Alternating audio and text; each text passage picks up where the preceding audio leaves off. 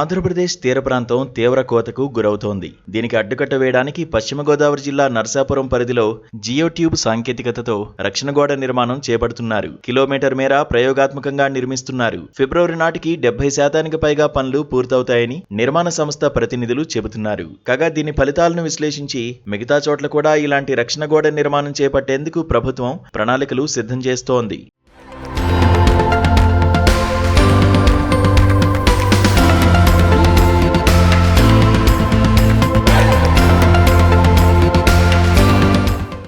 ఆంధ్రప్రదేశ్ తీర ప్రాంతం తీవ్రంగా కోతకు గురవుతోంది. తీరంలోని బీచ్లు, ఇళ్లు, రోడ్లతో సహా ఓళ్లనే సముద్రం తనలో కలిపేసుకుంటోంది. శ్రీకాకుళం, విజయనగరం మొదలు విశాఖ, కాకినాడ, కోనసీమ, ప్రకాశం, నెల్లూరు, తిరుపతి దాకా తీర ప్రాంతాలు కలిగిన ప్రతి జిల్లా ఈ సముద్రపు కోతను ఎదుర్కొంటోంది. దీంతో తీర ప్రాంత ప్రజలకు సముద్రపు కోత కన్నీటికి కారణమవుతోంది. ఈ నేపథ్యంలో తీర ప్రాంతం కడలి కోతకు గురికాకుండా ఆంధ్రప్రదేశ్ ప్రభుత్వం చర్యలు తీసుకుంటోంది. తీర ప్రాంత కోతకు అడ్డుకట్ట వేయడానికి పశ్చిమ గోదావరి జిల్లా నరసాపురం మండల పరిధిలో ప్రయోగాత్మకంగా జియో ట్యూబ్ సాంకేతికతతో రక్షణ గోడ నిర్మిస్తోంది.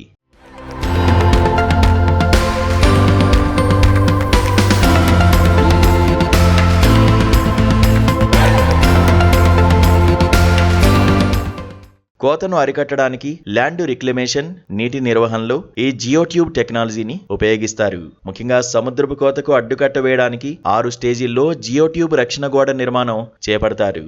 ముందుగా జియో టెక్స్టైల్ ఫ్యాబ్రిక్ తో తయారు చేసిన ట్యూబుల్లో ఇసుక నింపుతారు. వాటిని నిర్దేశించిన పొడవులో తీర ప్రాంతంలో గోడలా అమర్చుతున్నారు. అలల ఉధృతి, అక్కడ నేల స్వభావాన్ని అంచనా వేసి ఈ జియో ట్యూబ్ రక్షణ గోడను నిర్మిస్తున్నారు. సంప్రదాయక పద్ధతుల కంటే ఇది సులభమైన, తక్కువ ఖర్చుతో పూర్తవుతుందని నిపుణులు చెబుతున్నారు. ఇప్పటికే ఈ సాంకేతికతను తమిళనాడు, ఒడిశాలో వినియోగించారు. పశ్చిమ గోదావరి జిల్లాలోని పెదమైన వానిలంకలో తీరం వేగంగా కోతకు గురవుతోంది. ఆ ప్రాంతంలో కోట్ల రూపాయల విలువైన సర్వి, కొబ్బరి తోటలు సముద్రంలో కలిసిపోతున్నాయి.